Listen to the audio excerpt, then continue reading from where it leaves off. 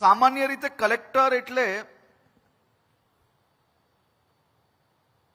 આપણા સૌના મનની અંદર કલેક્ટર એટલે શું થઈ ગયું છે?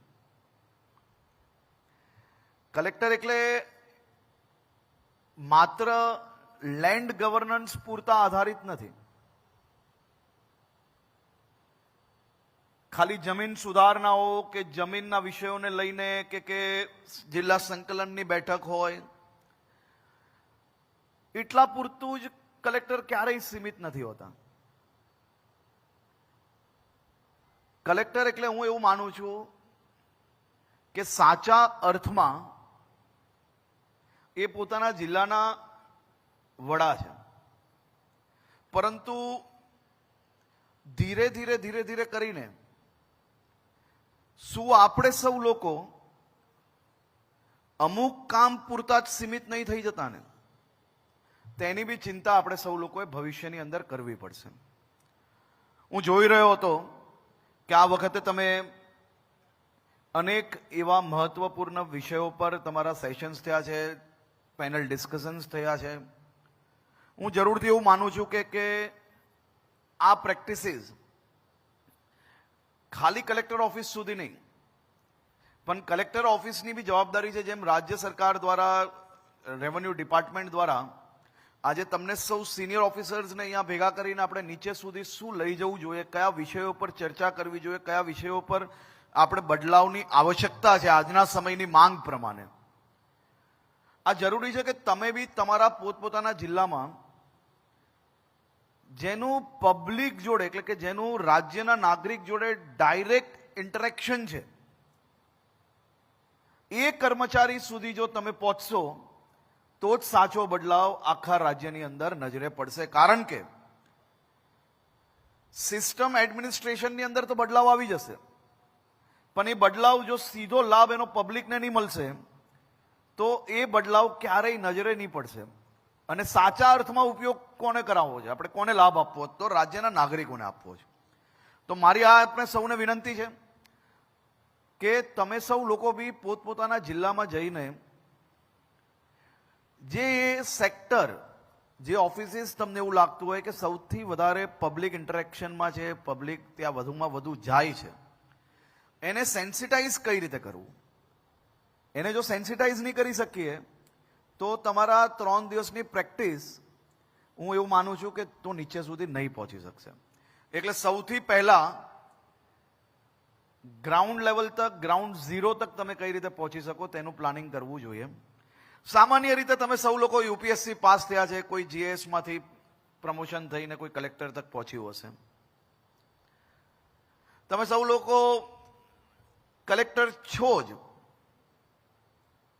આજે કલેક્ટર છો તો કાલે કદાચ સરકારની વ્યવસ્થામાં તમે કોઈ બીજી જવાબદારીમાં હશો. તમે ક્યારેય ઘરે નથી બેસવાના. તમે તમારી વ્યવસ્થાનો ભાગ બદલાઈ શકે છે, તમારી જવાબદારી બદલાઈ શકે છે. કોઈકે વિચાર્યું હશે કે હું ટ્રાઇબલ એરિયાના કોઈ ડિસ્ટ્રિક્ટની અંદર કલેક્ટર બનીશ તો હું કંઈક સારું કામ કરીશ, મહેનત કરીશ, ત્યાં જિલ્લાની અંદર બદલાવ લાવીશ. કોઈકે એવું વિચાર્યું હશે કે અમદાવાદ, સુરત, બરોડા, રાજકોટ, ભાવનગર ત્યાં હું કલેક્ટર બનીશ તો આ કરીશ. કલેક્ટર તમે તમારી વિચારેલી જગ્યા પર બની જશો, ત્યાં તમને જવાબદારી બી મળી જશે, ત્યાં તમારા 3 વર્ષ નીકળી બી જશે. 3 વર્ષ સવારે 10 થી સાંજે 7 સુધી, સાંજે 8 સુધી, કોઈક 6 વાગ્યા સુધી, કોઈક 5 વાગ્યા સુધી ઓફિસમાં જવાનું જ છે. તમે તમારા દિવસના ગણતરીના કલાકો ઓફિસમાં બધા આપો છો કે નથી આપતા?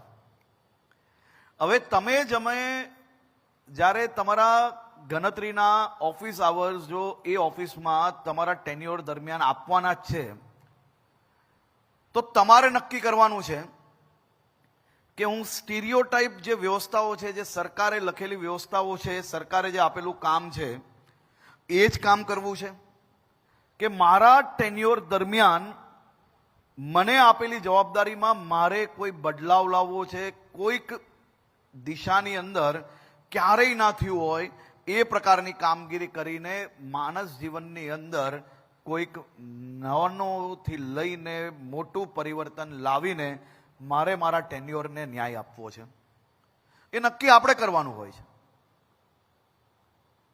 કારણ કે આપણે બધાને જ ખબર છે કે આપણી વ્યવસ્થાની અંદર આપણે એ જગ્યા પર હશો, ક્યાં બી જગ્યા પર હશો, ક્યાં સી જગ્યા પર જશો, કે ક્યાં વધુમાં વધુ ડી પર પોસ્ટેડ થશો.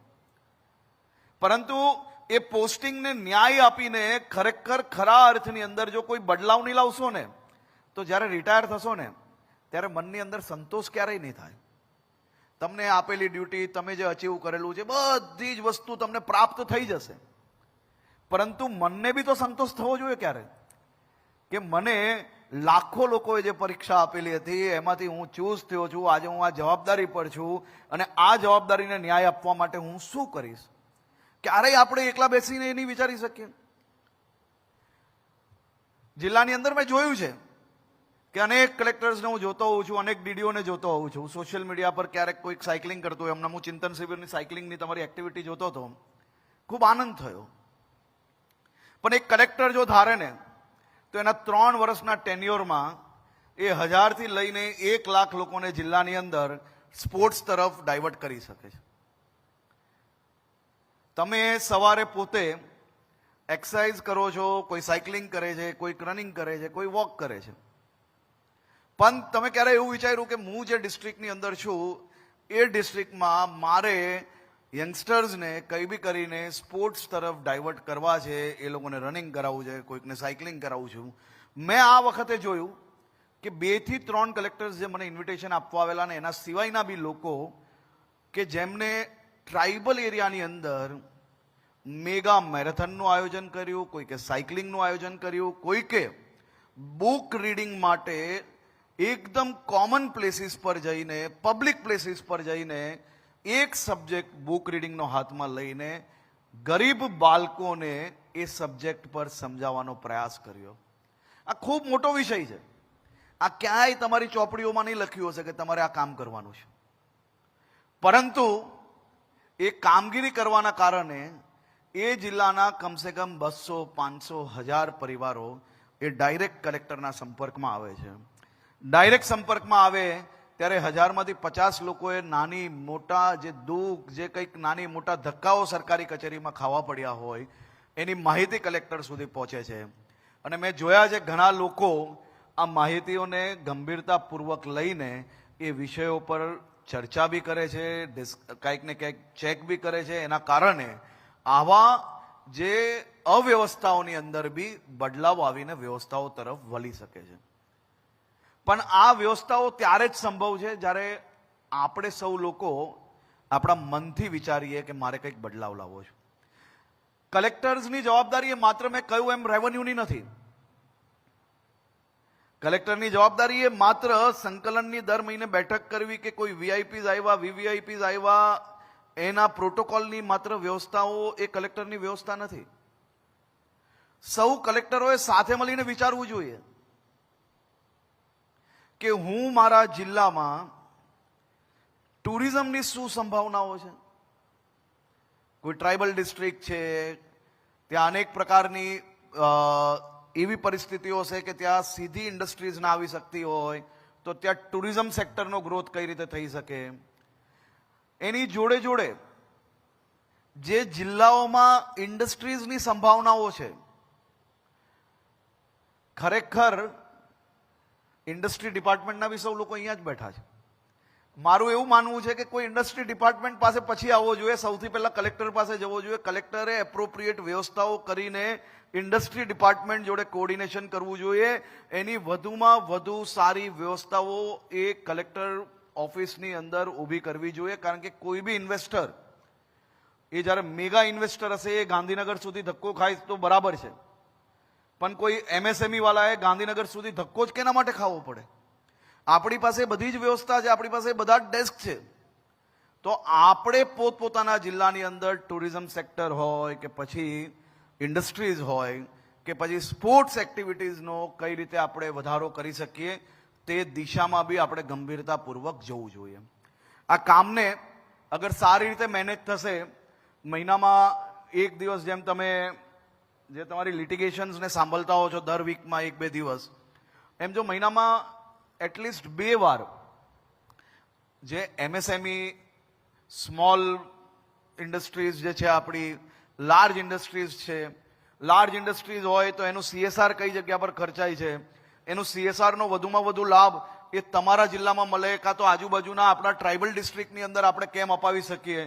વધુમાં વધુ ઇન્ડસ્ટ્રીઝ જો આપણા ગુજરાતની અંદર કામ કરતી હોય અને એ ઇન્ડસ્ટ્રીઝના જો CSR ની મોટામાં મોટી રકમ જો બીજા રાજ્યની અંદર ખર્ચાતી હોય તો એ આપણી જવાબદારી છે ભાઈ, કે આપણે આપણા જિલ્લાની અંદર એનો લાભ સીધે સીધો કઈ રીતે મળી શકે. જો આપણા જિલ્લાની અંદર એટલી બધી જરૂર નથી, આપણે જો ખૂબ સમૃદ્ધ જિલ્લો હોય તો આપણે આપણા બાજુના જિલ્લાની અંદર એને કઈ રીતે લાભ અપાવી શકીએ. વલસાડ છે, વલસાડની અંદર બધી જ વ્યવસ્થાઓ થતી હોય તો પણ વલસાડ પોતે ભલે ના જરૂર હોય એ તાપી ડિસ્ટ્રિક્ટને અપાવે, સુરત જિલ્લાને ના જરૂર હોય તો નર્મદાને અપાવે. પણ આ વ્યવસ્થાઓ તરફ બી આપણે જરૂરથી જોવું જોઈએ, કારણ કે આટલા મોટા પ્રમાણમાં ઇન્ડસ્ટ્રીઝ આપણા ગુજરાતની અંદર હોય અને જો એનું મેક્સિમમ CSR જો કોઈ બીજા રાજ્યોમાં ખર્ચાતું હોય તો આ યોગ્ય નથી ભાઈ.